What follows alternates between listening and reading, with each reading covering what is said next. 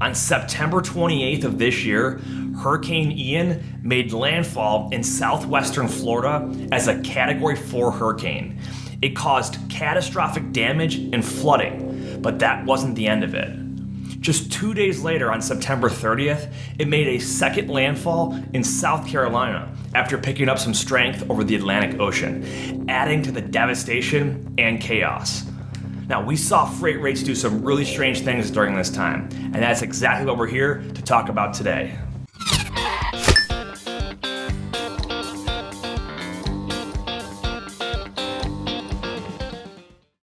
Welcome back to our channel, and if you're new here, welcome to our channel.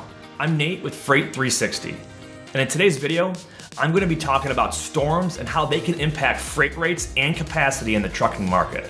But first, if you're new to this channel, please don't forget to like this video, hit the subscribe button, and also hit the little notification icon to make sure that you stay up to date on our latest content. So what storms have an impact? It's not just hurricanes that can shift the trucking market. It's all the storms that happen each and every year, and they're fairly predictable. Of course, there's hurricane season, which will tend to impact the Gulf and Atlantic coast of the United States, but there's also winter storms and massive wildfires that we deal with each and every year. Now, if you live in one of these areas that's impacted by natural disasters, you understand. You know how it can shut down your city or your town for days, if not even weeks. Naturally, when things come to a halt, transportation is going to be one of them that stops as well. But what happens after the storm? Do things go back to normal? Well, not right away. Let's take a look at what happens before and after these storms and how they impact us in the transportation world. Thanks to impressive development in our availability to predict storms ahead of time, we typically have a few days to a week to prepare for an impending weather situation. People flood the grocery stores and hardware stores. They stock up on food, water, gas, generators, supplies, and so on. This alone has an impact on the demand to restock all the shelves. In addition, trucks are going to be fleeing the area before a storm hits, so they're not stuck in a hurricane, a wildfire, or a snowstorm. Now, if all the capacity suddenly just leaves a certain region and there's not enough freight for all of them to haul out, you have trucks that are either driving empty or they're competing to get their hands on any freight that even at wildly low prices.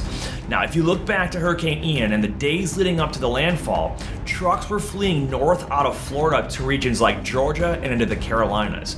The average rate per mile, as reported by DAT, was somewhere around 50 cents. That's a small fraction of the national average that's 5 to 6 times higher. Why would a truck take freight at 50 cents a mile? Well, there's a lot more supply than demand, which is going to drive prices down. Some drivers, they just drove empty and lost money, just paying for their own gas to get out of there. Other drivers offered to haul loads at the lowest rates just to cover their fuel costs and make sure they didn't lose money. Now, there was a few lucky carriers that, they already had regular lanes out of Florida and they were lucky enough not to take a big hit like a lot of the others. So, now that the capacity has dried up and left the area, what happens when all the dust settles after the storm? Let's take a look. Just like a vacuum, the demand after the storm was there to suck everything back into Florida that left before the storm.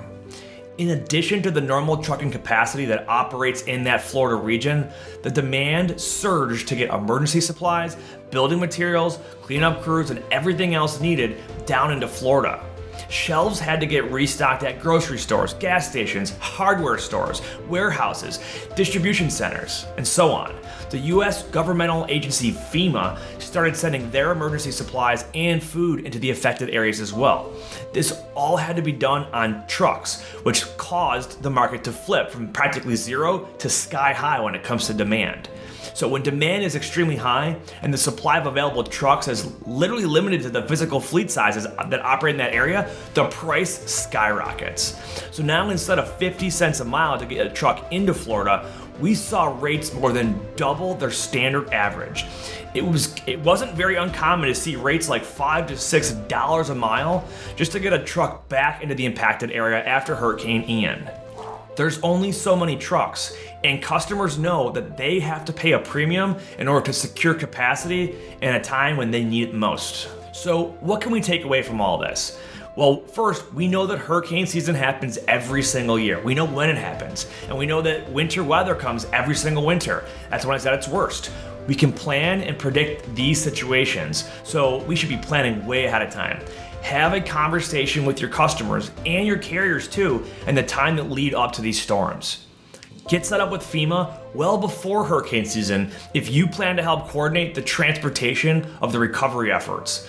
Don't be shocked when the next hurricane, wildfire, or winter storm flips the trucking market overnight. Proper planning in advance can alleviate a lot of the stress and a lot of the headaches that come along with these market disruptions. Now, thanks for watching, and we'll see you in the next video.